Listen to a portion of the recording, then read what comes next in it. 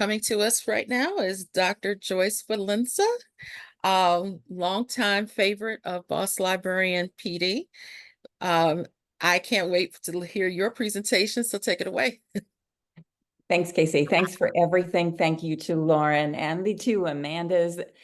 Casey, I don't know if people really recognize what happens to prepare this huge, generous event, which I am so looking forward to sharing with my own students immediately. Anyway, like Amanda, I'm not going to get through everything today, but everything will be here. I will post, this slide will come up again if you miss it. And there's much, much more than this to be shared.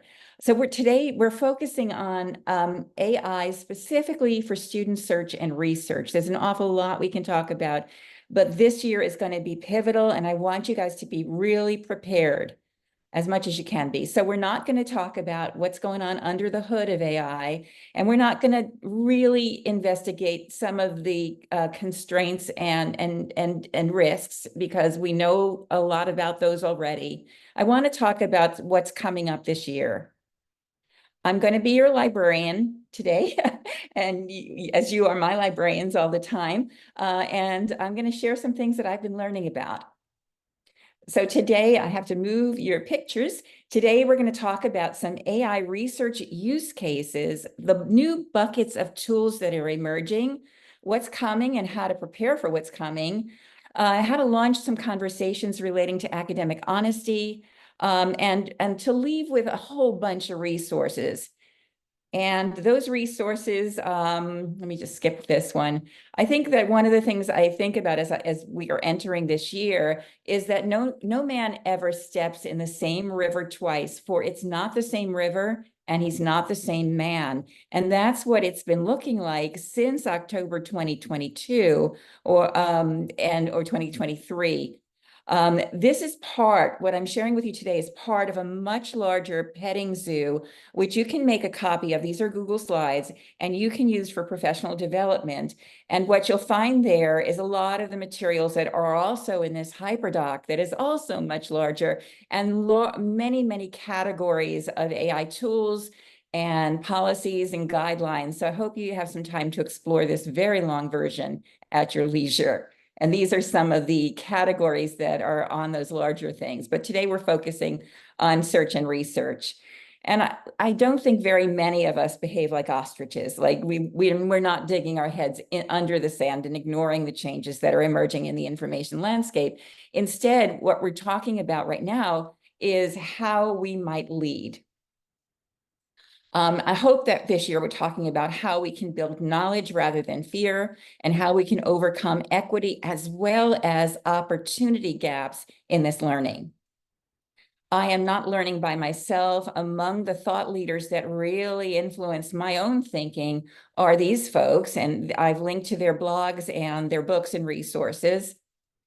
And the understanding is really important that our students are going to grow up needing to work symbiotically with AI tools for search, knowledge management, and creativity.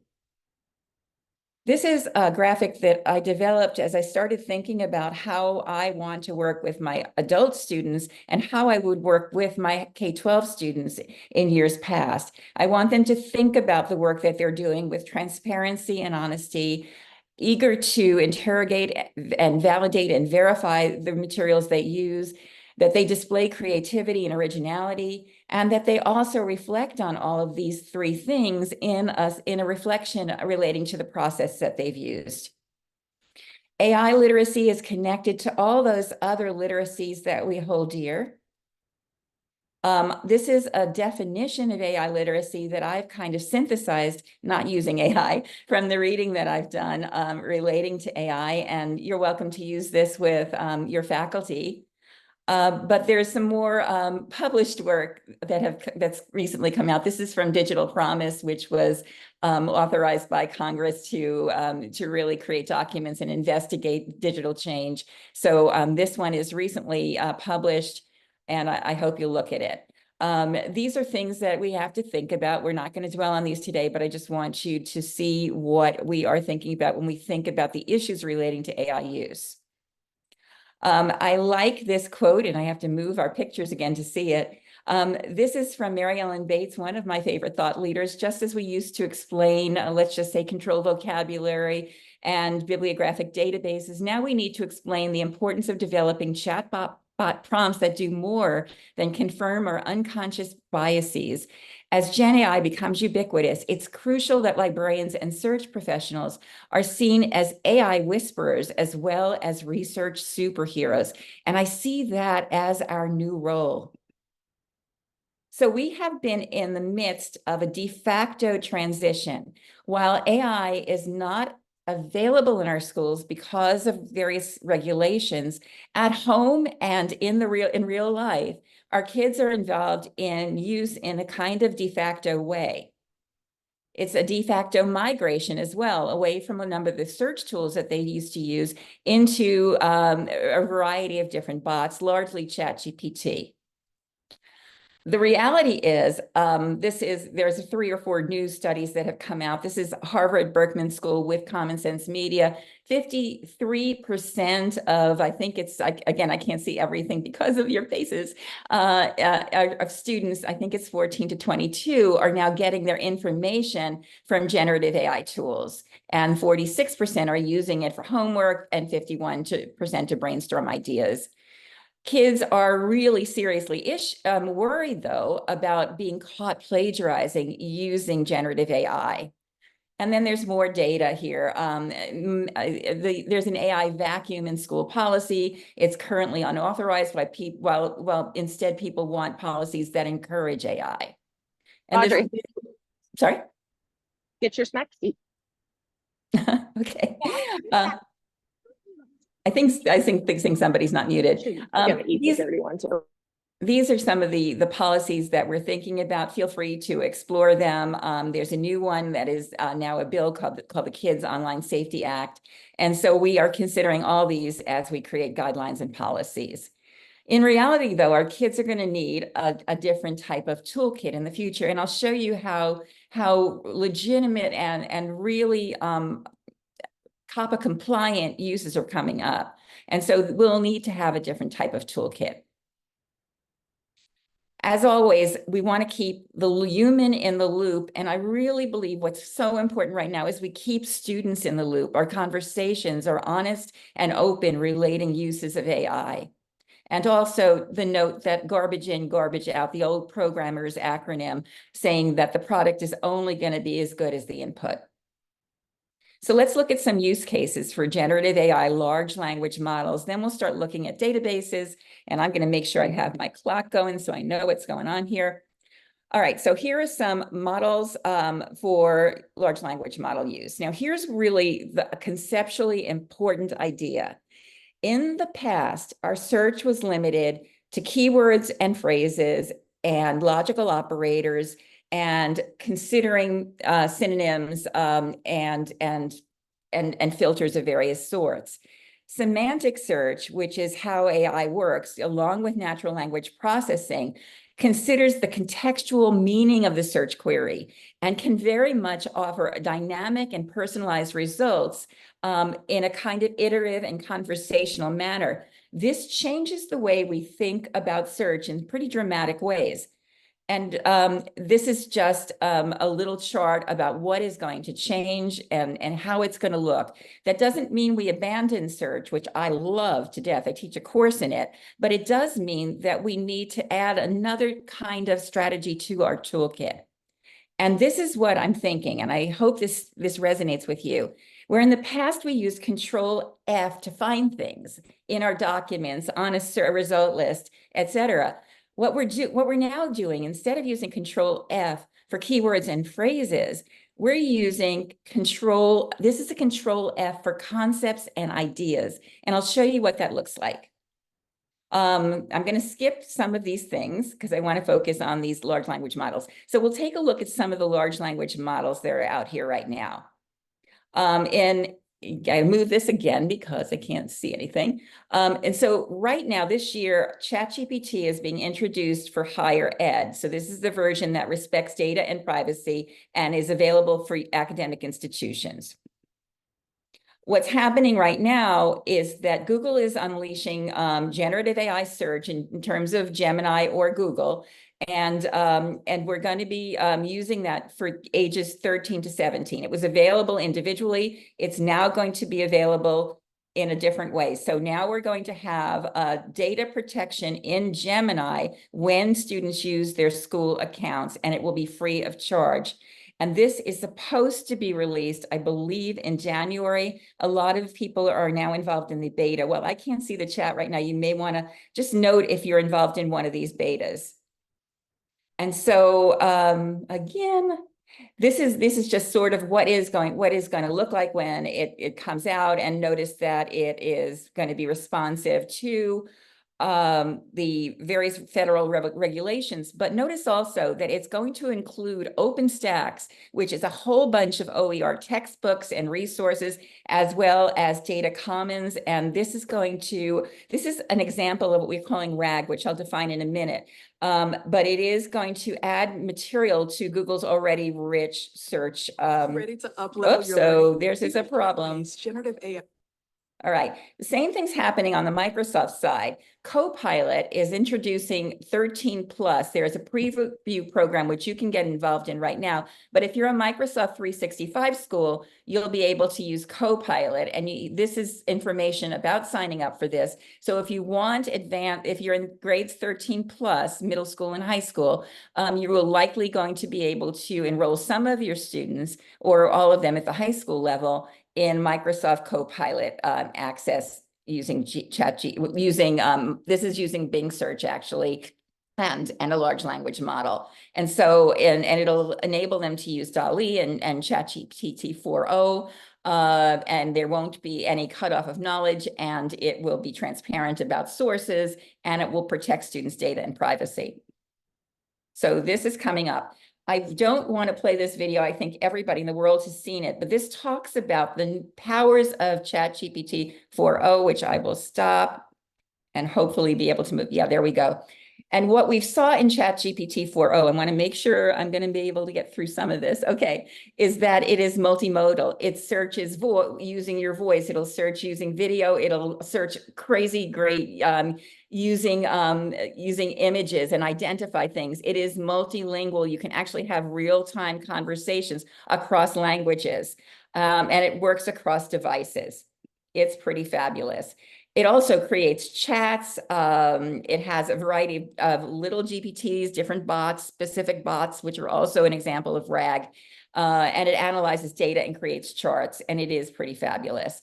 This is an example of the GPTs that a lot of people are ignoring. So just like the extensions that you would have in, say, your Google Spaces, you can actually connect to academic content like Consensus, which actually will say, what do most experts think about this debate topic, and give you the actual sources.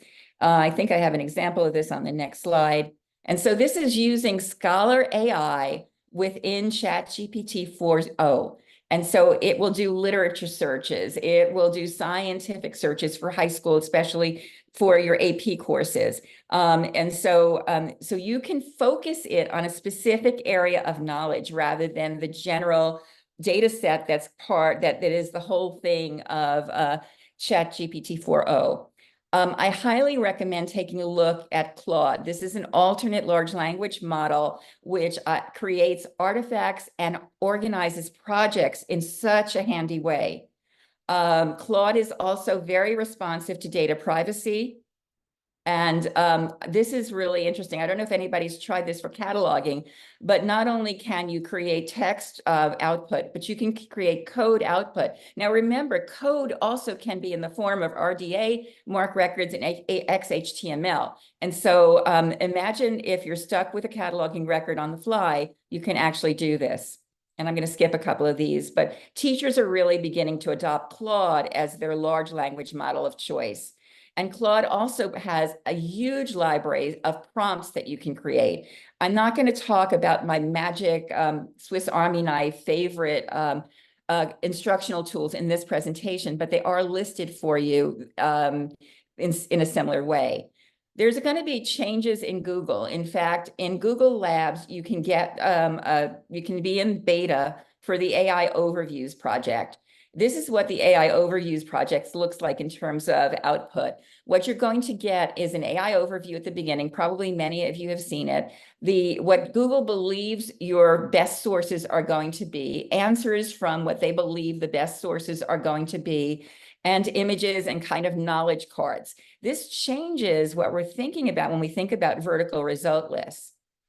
It also prevents us from considering use of some of the Google searches that are really specific and very powerful. For instance, Scholar, Ngram Viewer, Google Trends, Google News, and Google Patents. So it's something that we want to consider not losing as we move into search.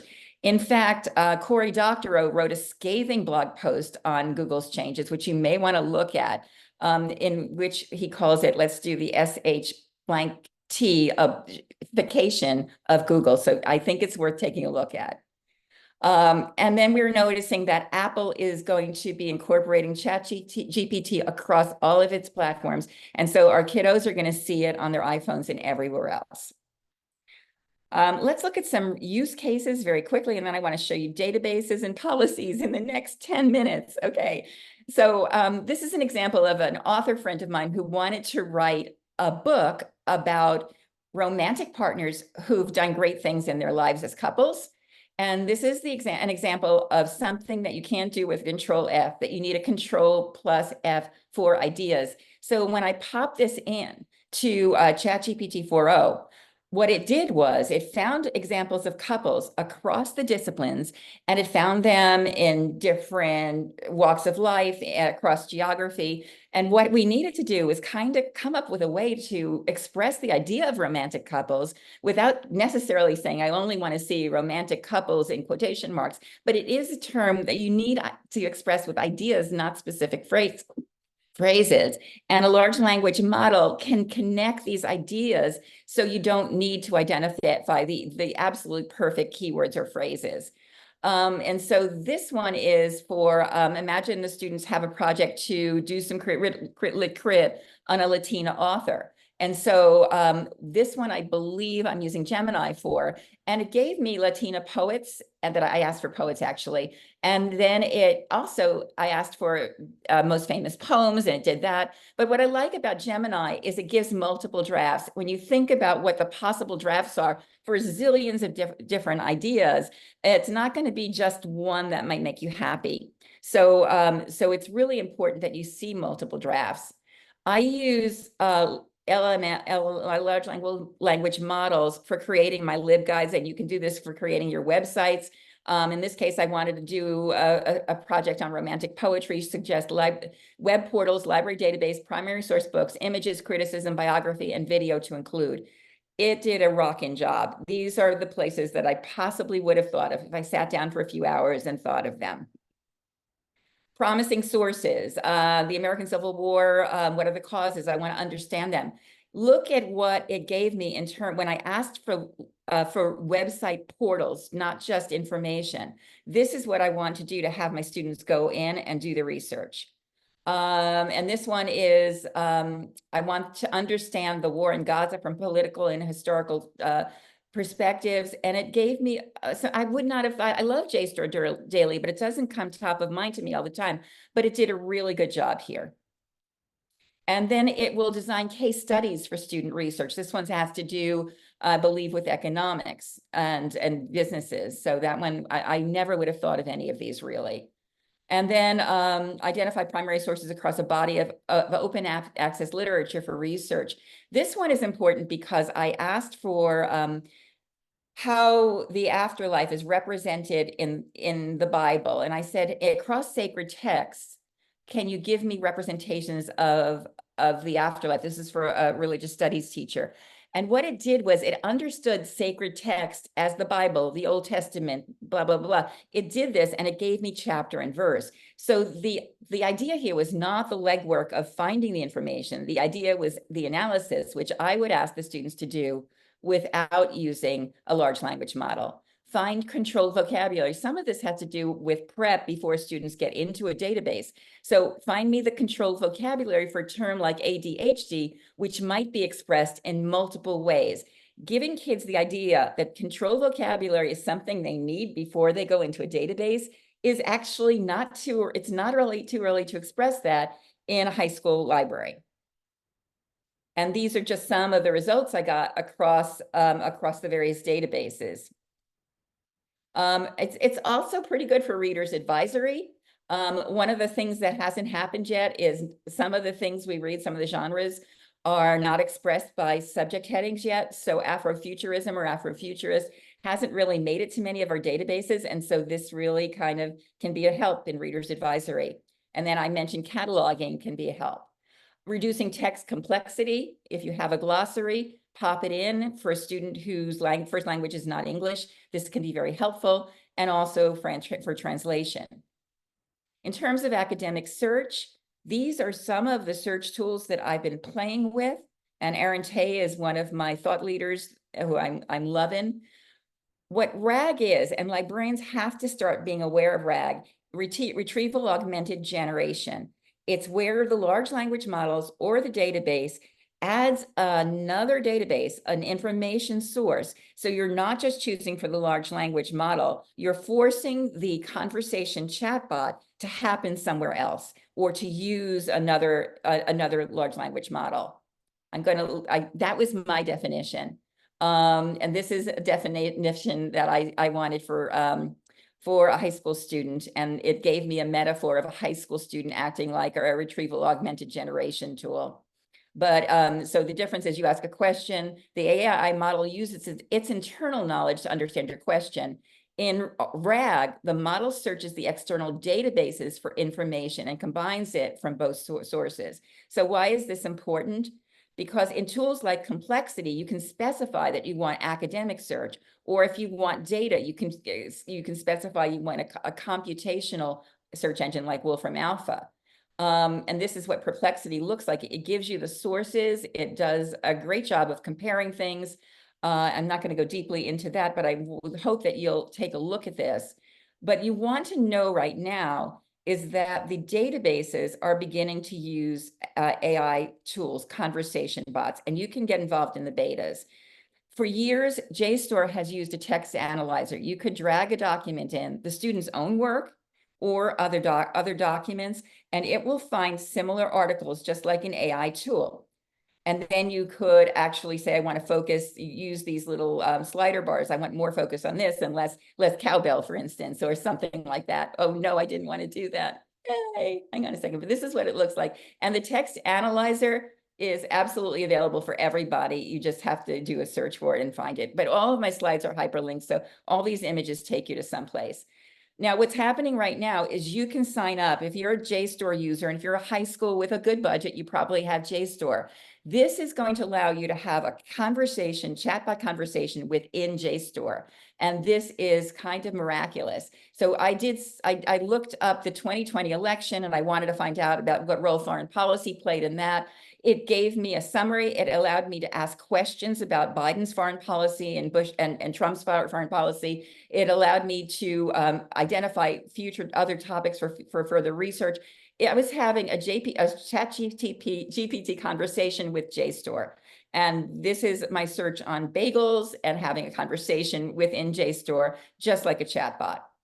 Now, what Gail is doing right now is having workshops about how to collaborate with large language models and Gale products. And this is just one example. And the student enters a project and in a large language model, identifies major topics that have to do with westward expansion, and then goes into the Gale, I forget which one it is, but and then it actually advises you when you're conducting searches, make use of reputable sources such as scientific academic journals, primary documents. And then this really fits nicely with the use of our databases. Now the student goes in, and this is a different example, but this is about Jane Eyre and Lit Crit. It comes in with ideas, okay, I want to explore gender roles and feminism. Now they're going in with Jane Eyre and that topic, and they have a focus search. And so those are a little out of order, but I think you get the idea. So I want to move, we have how many minutes? Like 5, 3? Well, 3, I think. Just to get quickly through some of these other things, what we're seeing is Spotify for the lit review. So these are tools that I hope you'll have time to look at. So if a kid finds a killer article in the high school level, they go in, put that article, they find the same authors or similar authors, seminal works, and real connected things. If you're helping a colleague with a dissertation, go to ProQuest dissertations or go and then see what's happening. They're identifying foundational documents, seed documents, and similar documents. And so the search has been really streamlined. And these are just more academic search tools. Consensus is one I mentioned earlier. And let's get to, this is Microsoft. If you may have already looked at Reading Progress and Reading Coach, I love it. They use AI to give you learning analytics. Similarly, Microsoft introduced last year Search Progress and Search Coach, which work in teams and will give you analytics and allow your students to search, and you'll be able to analyze their search, follow their search, and give them feedback within this platform, which uses Bing and Copilot. These are some videos you could watch, which we're not going to watch. And similarly, if your students are producing a speech, they can also use Speech Coach and Speech Progress and Speech Coach. For you creating research prompts, I absolutely love Presto. Here's my example for an op-ed for 8th grade, and these are very, very clever prompts. Diffit allows you to use content and differentiate it and translate it, so all your students have a sense of equity and the opportunities that they have relating to the research. These are just some of the platforms. And if you haven't looked at Padlet's new generative AI, I actually started my primary sources for the Gilded Age asking Padlet to get me started with web-based portals. And it has AI recipes. These are some resources you can look at later for prompt crafting. But I do want to end with this, just a few words about academic honesty. Some of you who are as old as I am, there are a few of us in this room, may remember Danny Dunn and the homework machine. It shouldn't look like that. Kids are really using ChatGPT. That's the reality. And I think my opinion of this is we can make school level guidelines, but I believe the conversations have to happen not only at the class level, but at the assessment level. For this particular research or inquiry project, what is acceptable? What do we consider academically honest? And so this is going to require regular review and evolution. And I want to remind you of this chart, focusing on the process rather than the progress. There are policies all over. This is policies I've written for my own classes. When we're evaluating content, we don't use the CRAP model because staying within the output of a large language model is not useful. What we need to do is use my Caulfield SIFT. So we're going outside the document to evaluate it and check other sources. I actually have my browser with 4 large language models open so I can do my search across the large language models and make comparison and then check the materials. Oh, by the way, the Microsoft Search Progress has fact checkers built in. It's really excellent. So this is SIFT, deciding what's available when, which categories, and just want to show you, these are all categories of AI-based work to complete student-based work. And people are using a traffic light kind of approach to this. This is one, I've interpreted one of the research models, and I'm almost done. Casey, these are documentation styles. Don't use these ChatGPT detection tools. The false positives are going to make you crazy and create awful situations with your students. And we are in the midst of the whirlwind. We may have to revise whatever we're doing this year, but this is going to be an amazing year. Here's the petting zoo. And here is this session, tinyurl.com/AI Research PD. Thanks, everyone. I haven't seen the chat, so I don't know what's going on. I'm going to paste this in the chat. Whoops. Casey, I'm done now. Sorry. She's going to be pasting the links that she referenced from her presentation into a master document that will be released on Sunday. So don't worry if you didn't catch all the wonderful resources that Joyce talked about. It will be there. Okay.